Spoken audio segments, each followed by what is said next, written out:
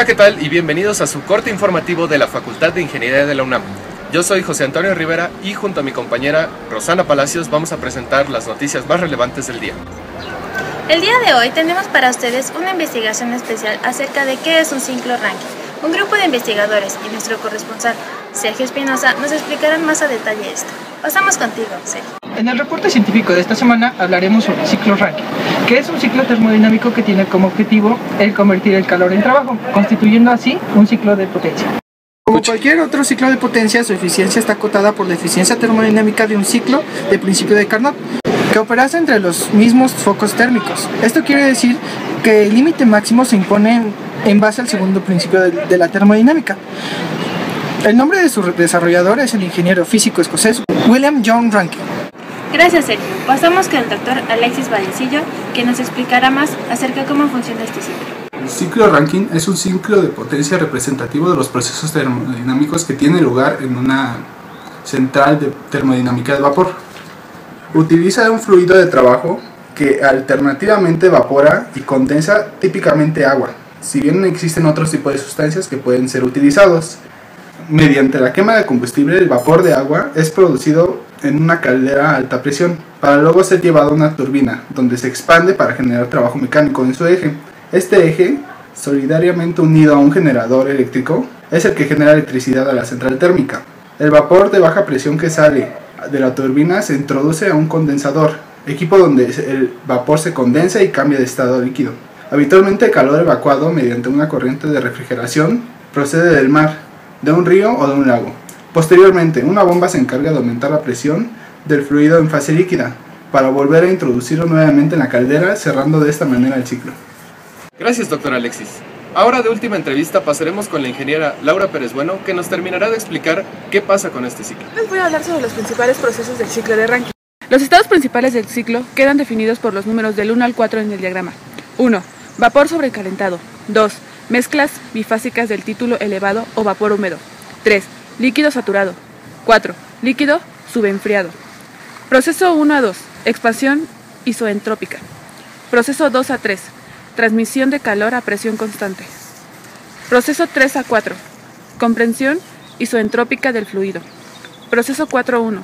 Transmisión de calor hacia el fluido de trabajo a presión constante. A continuación, mi compañero Jared complementará la información que acabo de dar.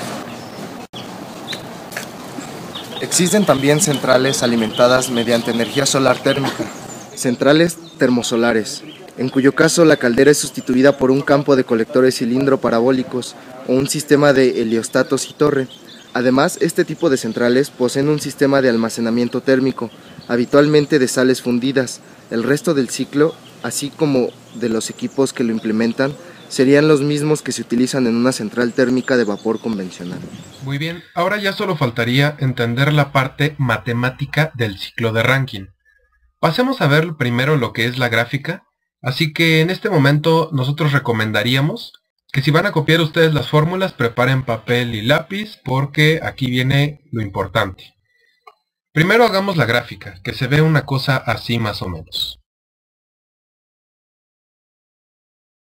En el eje de las ordenadas tenemos la presión, que por cierto está dada en pascales, de acuerdo al Sistema Internacional de Unidades. Y en el eje de las abscisas tenemos el volumen, que está dado en metros cúbicos.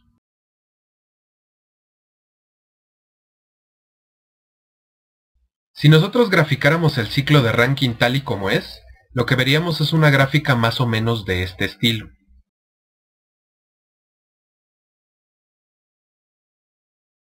Pero para su fácil comprensión, lo que vamos a hacer es que vamos a hacer procesos como nosotros hemos estado viendo en la materia.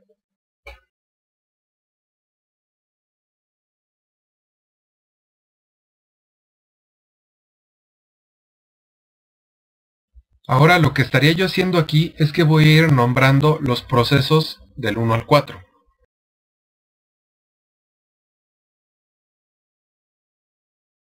Muy bien. Ahora que tenemos la gráfica perfectamente dibujada, el proceso que tenemos aquí nosotros de 1 a 2 va a ser lo que conocemos como una compresión isoentrópica. Y de hecho voy a pasar a anotarlo de este lado.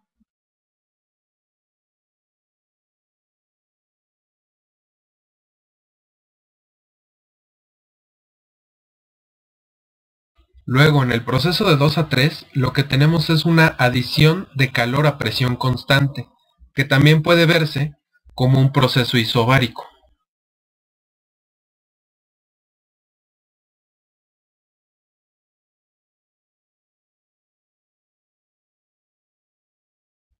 Posteriormente, en el proceso de 3 a 4, veremos una expansión isoentrópica.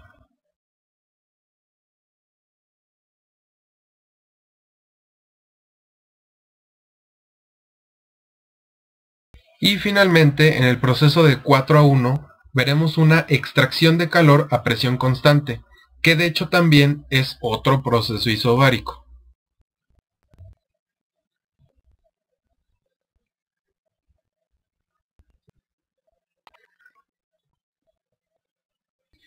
Ahora, de acuerdo a los procesos que acabo de mencionar, voy a representar aquí en el diagrama cómo se vería la adición de calor y la salida de calor. Como acabamos de ver, del proceso de 2 a 3, si yo tengo una adición de calor a presión constante, eso quiere decir que yo aquí puedo indicar que entra el calor. Y por lo tanto, en donde se ve el otro proceso isobárico es donde voy a tener ahora la salida del calor, o tal como dice la extracción de calor. Entonces yo representaría aquí una Q que sale.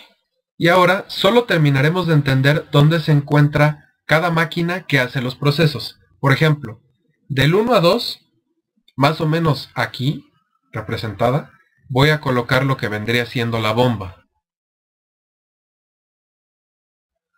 Después del proceso 2 a 3, justo más o menos en este punto, tendríamos lo que viene siendo una caldera. Luego del proceso de 3 a 4, más o menos también por aquí, tendríamos lo que viene siendo una turbina. Y finalmente del proceso 4 a 1 tenemos lo que viene siendo el condensador. Ahora con este diagrama en mente, lo que vamos a hacer es pasar a las fórmulas que vienen siendo de eficiencia y de trabajo.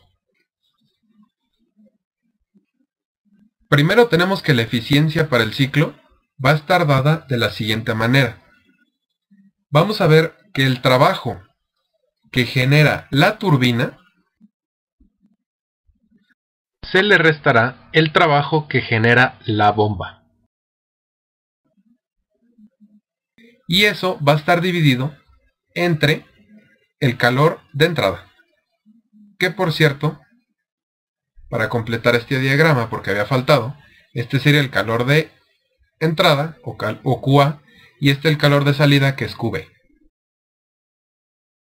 Ahora, el trabajo neto de todo el ciclo se daría como el trabajo de la turbina menos el trabajo de la bomba. También tenemos que el trabajo asociado a la bomba, por ser un proceso isoentrópico, se define de la siguiente manera,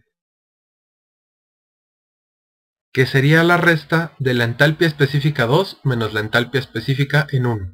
Luego el trabajo de la turbina se parece,